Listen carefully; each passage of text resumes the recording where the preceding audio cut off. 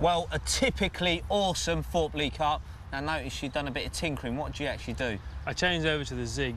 Nothing was happening on the bottom, so they're all bow waving about. So you knew they were up in the water? Yeah, you can see them. You see the heads, they're touching the spod, so... Brilliant, brilliant. Well, a perfect time to go and look at Dan's rig. Right, we're going to look at the rigs in a bit more detail now. So Dan's got some rigs over. We've got the zig set up and a bottom bait set up. So let's look at the bottom bait setup first.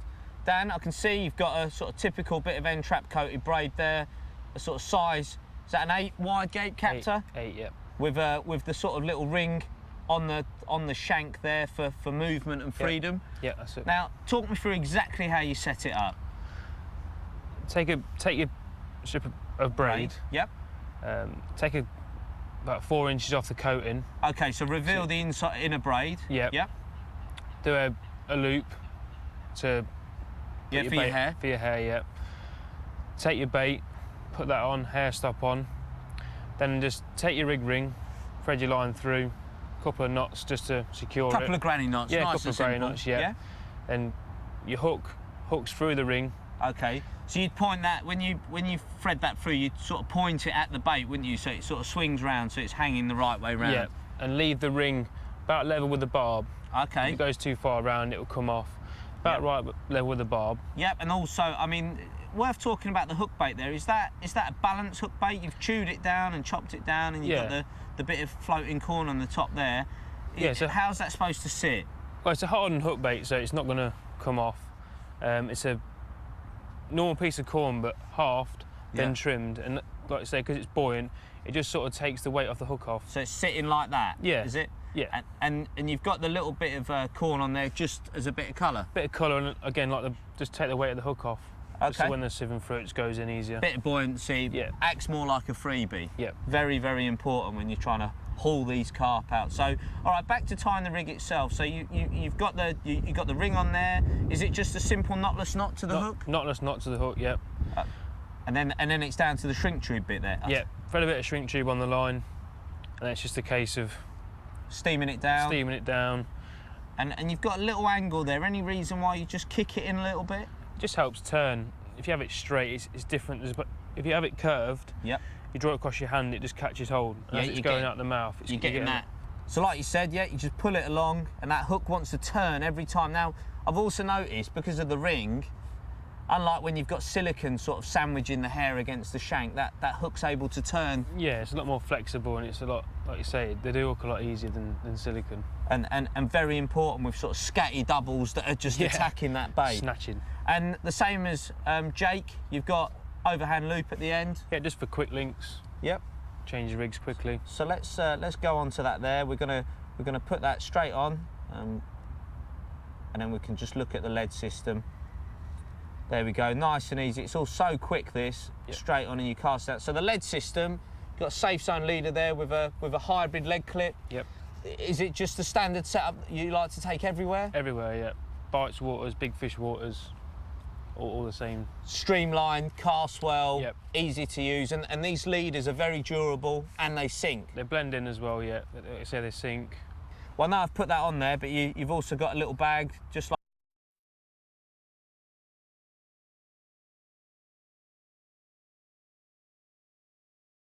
And a lot of people make a lot of mistakes with zigs. The most common one is hook bait size. Yeah. The smaller the hook bait, the better. Because foam is the most buoyant thing you can have. Like, you only need a tiny bit of foam, and that's all lifting up all day long. Every time. That's brilliant. And hook also, I notice it's not a big crude size 6, that's a very small hook. What's 12. That, size 12 or something? Yeah, it's 12 mixer.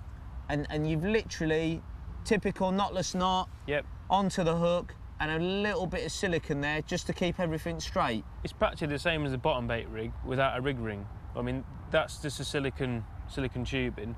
That acts as a shrink tube. Yeah. But it's just the same sort of principle if it curves round and it sits upright nice. Yeah, you can see that. What a lovely aggressive angle that's sat. If it, you know, the point is always going to catch some flesh.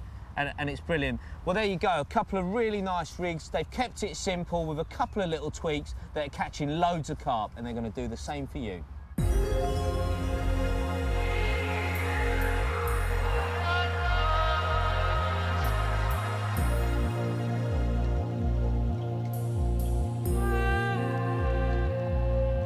Well, another one taken on the zigs. Jake, how big? Just about mid-double, this one is. Like, lovely, lovely. The boys are catching one after another, and what they've done is they've tweaked their spod mix a little bit, so we're going to have a look at that right now. Well, Jake, as you explained, you've been changing the spod mix a little bit to make it more adaptable with the zig approach, That's right, yeah. Tell me exactly what you're doing, because this is the standard mix that you've had out there, the one that we've seen earlier in the show, hemp, chopped boilies, pellets, 10 millis, but you've got some munger in here, haven't you? Yeah, basically, obviously, there's whole food items in there, so obviously go straight to the deck and then get some fish on the bottom, but then weather's changed and then we can see them all. As soon as the spod goes out, they're all attacking the spod and you can see noses and stuff. So it's obviously a zig, so we want a mix that's really cloudy to pull the fish up in the water. Yeah, well, I noticed they're quite greedy on places like this. They're almost of the opinion if they wait for that bait to get to the bottom, they're not going to get any because their mates are going to get it on the way down. That's the sort of feeding you want to create.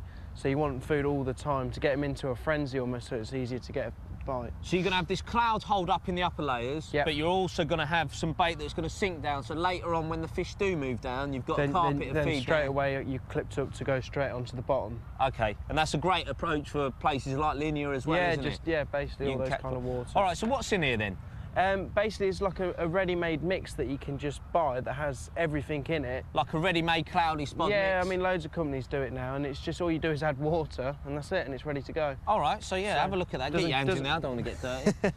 Might rub some on your head there while we're here. Doesn't cost the earth, but it does the job that you need it to do. And that's the great thing. One of the important things is people can realise that this isn't like a 50, 60 quid spod mix. No, that's the thing. You can go out fishing and catch fish on 10, 20 quid worth of bait. Like what you've done here, you're hauling and you're catching on... Yeah, you don't need to spend the earth on different boilies and stuff like this, on waters like this anyway. Yeah. You can just buy standard hemp and pellets or these ready-made mixes and they're all attractive, full of good ingredients. I mean, there are so many different particles and all little bits and pieces in there. That are going to hold up. So how much would you add in there then to this mix just to cloud it up?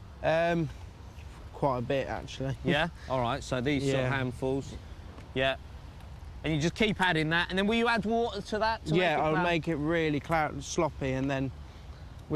Almost like a soup? Yeah, you don't want it sticky or stodgy, you just want it almost just, like I say, like a soup. All right, brilliant. Well, there you go. A nice quick adjustment to his standard spod mix, and he's hauling on it straight away.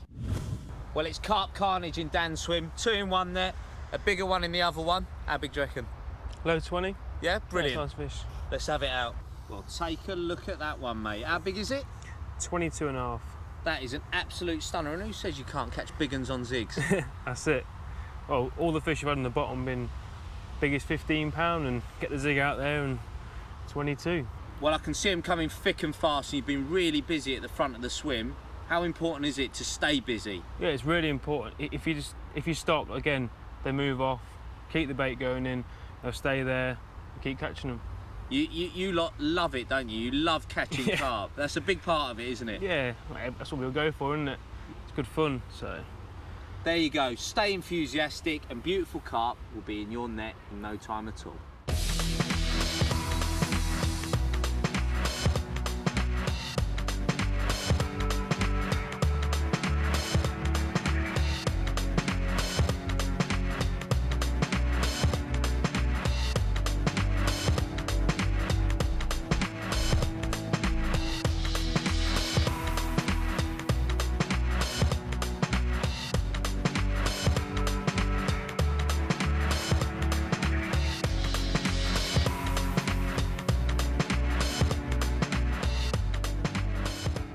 The difference between success and failure can quite literally be down to the hook bait you choose. Now, the guys here have got a few different ones that you take to different day ticket lakes all around the country. So, Jake, I know you've got a little cluster of them down here. The first ones are these sort of oily, fishy, smelly dumbbells that you've got on there.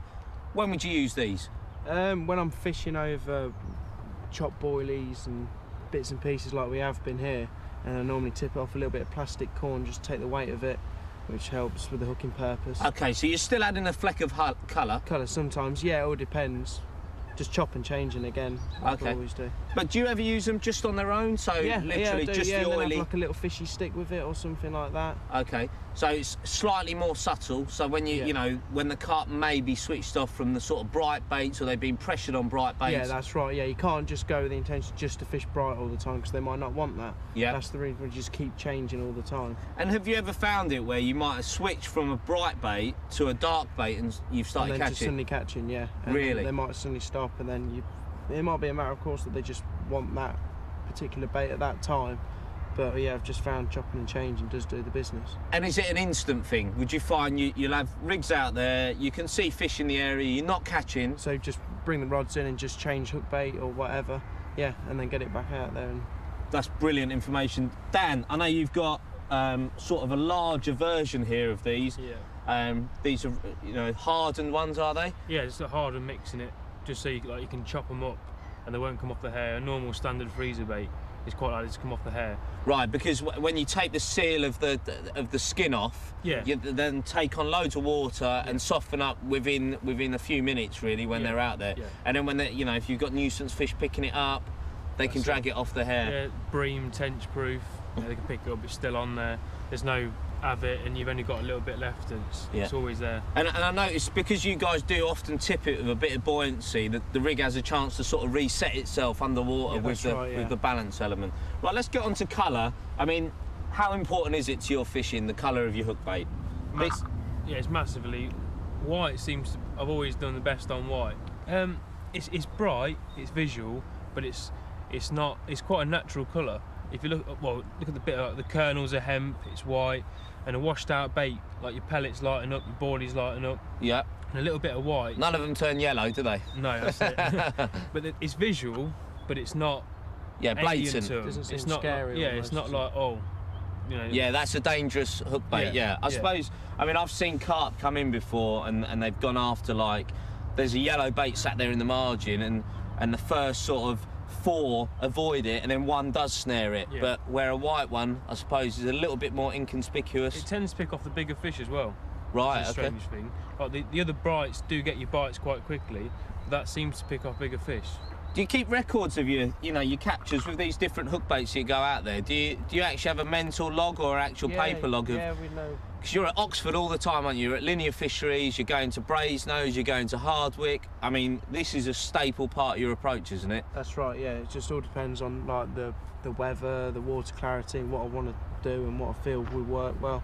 Yeah. Well, going down to some of these, there's a couple of other colours here. Now, for some reason, reds are not the vogue colour, are they? Yellows, pinks, oranges, but for some reason, red isn't that popular. Why do you think that is? I don't know. I think it's just a word that everyone knows yellow works, which it has great success on, but... It'll work because everyone uses it. That's right. Yeah, I know. But that will work very well over weed, so... Yeah, Gaz Fairham, I mean, I know he's sort of helped develop a lot of these pop-ups out there, and he catches on red above anything else now, that's like his top colour above everything. But, we can't not talk about yellow. Yeah, it's just... Being honest, would it be the first... Would you always cast it out on one rod when you go to a new lake? Because it's on tips all your baits off. Yeah. Possibly, yeah. Why do you think it is? I always think of it as sweet corn. I mean, they love sweet corn, yellow sweet corn. They do work. I think yellows on their own pick off the odd fish, but if you've got a dark mix on one yellow, if you're fishing like a bit pressured, it can be a bit. But a mixture of scattering of yellows. If you've got corn in there, you get away with it. If you've just got pellet and them, and then one yellow one, you might snatch the odd one, but you're not gonna build their confidence. They're not gonna come in hoovering and then home in on that hook bait because it's natural. That's it. Brilliant. So, talking about hook baits, do you always go to these lakes with an armoury of different ones? Generally just a couple of tubs, not just bags and bags full. I mean, when you do like tuition, some people just bring bags of just so many different pop-ups, and it confuses them because they have these and that and then different boilies. They tie themselves in knots. It's just, there's no need to have that many. You only need a handful. For a new lake, not too much, but take your main ones, your whites, your yellows, your oranges. Like place that we used to fish horseshoe, I wouldn't take anything other than white. It was just white. Okay. Nothing else would work. So it'd just be just typical white pop-ups. Once you know what works, Brilliant, brilliant. Well, there you go. A big armoury of pop-ups, not too many, and make sure you chop and change when it isn't happening, because you can turn your fortunes in seconds.